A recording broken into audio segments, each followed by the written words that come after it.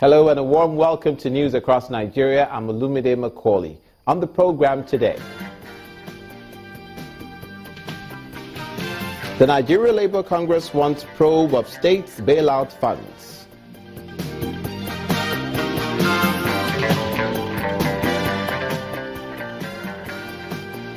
Vehicle owners get a lifeline in Edo State.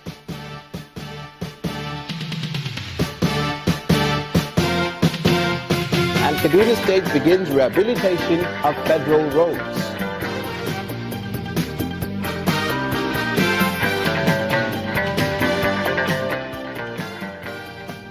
Thank you so much for joining us. We begin in the north-central part of the country.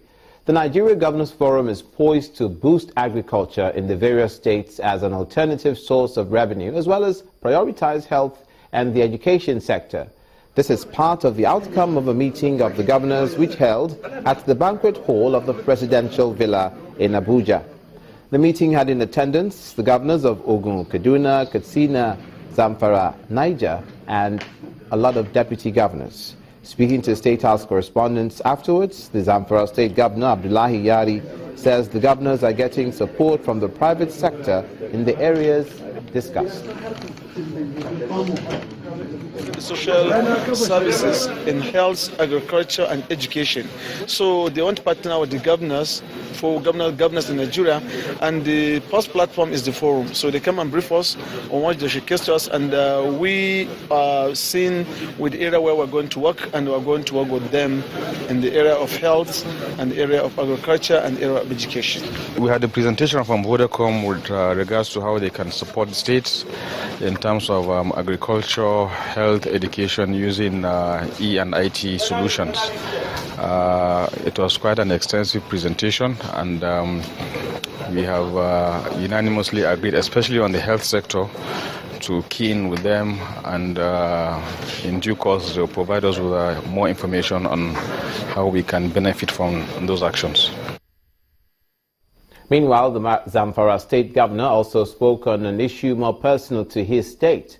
When asked by State House correspondents to react to an impeachment threat against him by Zamfara state lawmakers, he denied that there was such a move. He described what is happening in his state as democracy in practice, adding that he is in full control of the machinery of government in Zamfara state.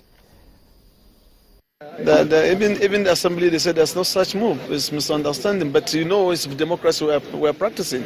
So each and everyone can be hearted, and he will look at the other way around.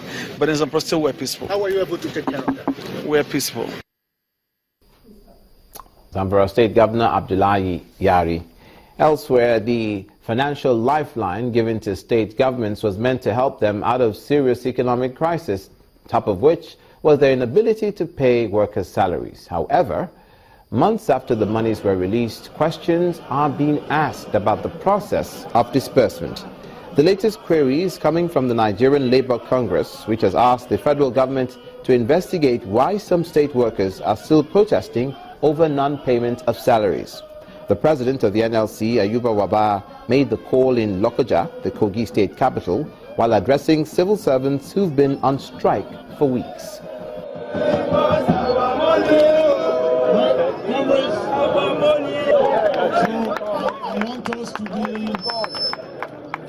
Comrades, we have heard your predicament, but we thought we cannot have the comfort of sitting in Abuja without coming to see you, confirm the information we have received, interact with you, and therefore chart a way forward. If it means bringing the entire working class of Nigeria to Kogi, as we did in Imo. Comrades, no force on earth is stronger than the feeble strength of one of us.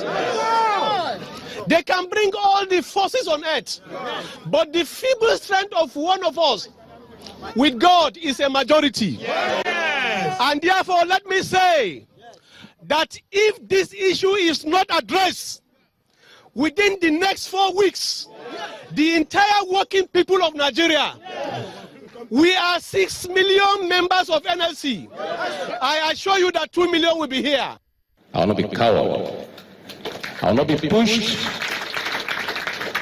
And I will not be pressed into taking certain decisions that tomorrow I will regret or will leave the state worse than the way I met it. One of the burning issues is the issue of this particular salary. Figures has been read out here of how much we are receiving monthly as allocation and what is our wage bill. The wage bill outweighs the allocation and the IGR that is being generated that we met on ground. We are putting up a lot of machineries in place to ensure that our IGR is improved. Even at that, I've stated this severally that I'm not going to be a governor that will only come and pay salary and quit the stage. Mr. Yahaya Bello, the governor of Kogi State. Let's turn our attention to the southwestern part of the country now. The Ogun State government says it has shut down 19 private hospitals for illegal operations. Now, the permanent secretary, the Ministry of Health, Dr. Nafiu Aigoro, said more than half of the number of private health facilities in the state have failed to register their practice with the government. As a result, the ministry has not been able to regulate their services. According to him, suspicions were raised when the maternal mortality rate started to rise. He says the closure is not targeted at a particular set of people or facilities, but to ascertain the level of competence of private facilities within the state according to the health standards and to sanction those found culpable. The exercise will continue across the 20 local government areas of Ogun State until full compliance with the health laws.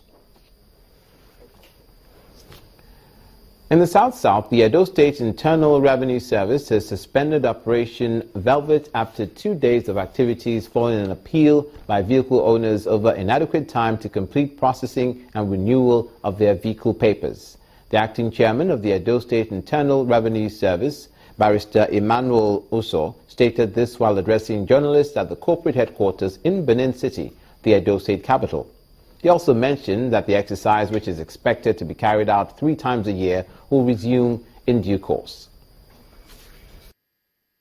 An unusual sight at the King Square axis in Benin City, the Edo State capital. Few vehicular activities seen in a route which otherwise would have been congested at this time of the day.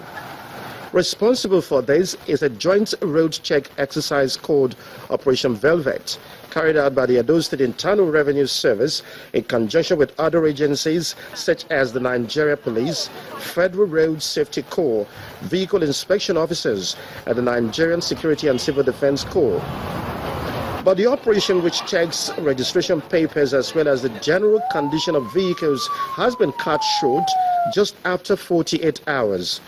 Acting chairman of the Edo State Internal Revenue Service, Emmanuel Uso, says the board has decided to give a period of grace. Very many people never obtain the regular papers to drive on our roads because from the first and second day, the streets were practically empty because people had to park their cars, which showed that we're not used to renewing our vehicle papers, obtaining driver's license to drive on our roads. So I'm impressed that we've made the mark, that people are now very much aware of the fact that they need to renew their vehicle papers and obtain driver's license to drive on our roads to make it safe and secure. He also confirms that the exercise, which has been yielding the right results, will not be abandoned. Well, the next operation will not only come, but it will come as a surprise, since we are going to give ample opportunity for people to carry out the opportunity of renewing their vehicle papers.